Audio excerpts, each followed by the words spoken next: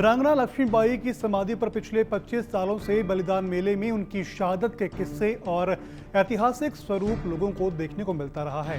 इस मेले में एक नाटक प्रस्तुत किया जाता था जो सिंधिया परिवार के इर्द गिर्द दर्शाया जाता था। अब मेले के इतिहास में वह पंक्तियां गायब हो गई है जिसमें कथित रूप से सिंधिया परिवार पर गद्दारी का आरोप लगता था। कांग्रेस ने इसको लेकर के बीजेपी पर इतिहास के साथ छेड़खानी के आरोप लगाए तो वहीं भाजपा ने भी इस पर पलटवार किया और बताया कि ये पब्लिक की डिमांड थी। देखिए, संपूर्ण भारत में यदि आप देखेंगे तो भारतीय जनता पार्टी इतिहास से तो निश्चित रूप से खिलवाड़ कर रही है और अपने पक्ष का इतिहास या ये कहूँगे आधा सच जो है बताने का प्रयास कर रहे हैं। लेकिन हालिया में ग्वालियर में जो बलिदान दिवस मनाने का कार्यक्रम हमेशा से पवैया जी करते थे और इसी के माध्यम से वो अपनी दुकान और राजनीति चमकाते थे और खूब गालियां देते थे वो सिंधिया परिवार को। आज देखिए किस प्रकार की वॉशिंग मशीन में सिंधिया चले गए कि वो आज इतिहास तक को मिटाने का प्रयास किया जा रहा है वॉशिंग मशीन से, जहां से पंक्तियां मिटा दी गई कि अंग्रेज़ों के मित्र सिंधिया ने छोड़ी राजधानी थी, खूब बड़ी मर्दानी वो तो झांसी वाली रानी थी। ये मुख्य जो शब्द थे, क्योंकि जब भी झांसी की रानी की इतिहास की बात होती है तो निश्चित रूप से उन गद्दारों की भी बात होती है जिनकी वजह से वो शहीद हुई और वो बलिदान हुई। तो यदि आप मुख्य बात को ही अगर छिपाने का प्रयास करें अगली पीढ़ी से, मुझे लगता है बहुत दुर्भाग्यपूर्ण है। देखिए, कोई भी नाटक होता है या कोई फिल्म होती है, इसके अलग अलग एपिसोड होते हैं और लगातार उसकी स्क्रिप्ट शोध चलते रहते हैं। जब शोध में जो बातें निकल करके आती हैं उसके अनुसार परिवर्तन होते हैं।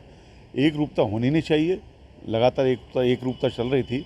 थोड़े पब्लिक की डिमांड भी थी कि इसमें चेंज होना चाहिए, तो वो चेंज भी उन्होंने किया है और चेंज भी अच्छा है और मनोरंजक है। सन 1857 की क्रांति में अपनी बहादुरी की तलवार से इतिहास लिखने वाली वीरांगना लक्ष्मीबाई की याद में एक ऐतिहासिक मेला उनकी समाधि पर लगता है। बजरंग दल के पूर्व राष्ट्रीय अध्यक्ष और बीजेपी के नेता जयबंश सिंह पवैया ने मेला शुरू किया था। यह मेला केवल वीरांगना की तस्वीरों और कविताओं तक सीमित नहीं रहा, बल्कि इसमें सिंधिया परिवार पर सीधे आरोप लगाए जाते थे। मेरा कहना यह, अगर आप दिखा सकते हैं तो मैं और मीडिया में काम करने वाले लोग दोनों ही भारत के नागरिक हैं, दोनों ही देशभक्त हैं, दोनों ही वीरांगना का ये कार्यक्रम करना चाहिए और करते हैं। इस आयोजन में किसी प्रकार की नकारात्मक बातें ढूंढने की कोशिश, एक पवित्र आयोजन के बारे में हमारा दृष्टि दोष है। ये आयोजन 25 साल से चल रहा है और आयोजन यथावत चलता है हर वर्ष और उसी तरह इस प्रकार होने वाला है। अब थोड़ा इतिहास पर नजर डालें तो हर साल 17 और 18 जून को ग्वालियर में रानी के चरित्र और वीरता पर बलिदान मेला लगाया जाता है।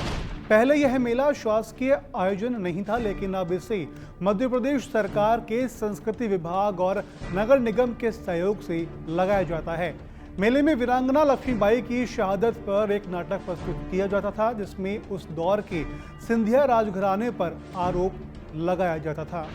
अब मेले के इतिहास और रानी की झांकी से वह पंक्तियां और नाटक का हिस्सा गायब हो गया है जिसके आरोप सिंधिया राजघराने पर लगते रहे हैं।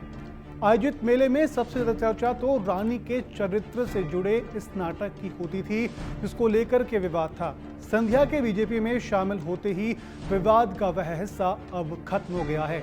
यहाँ तक कि रानी की चरित्र का चित्रावली के माध्यम से किया जाता है।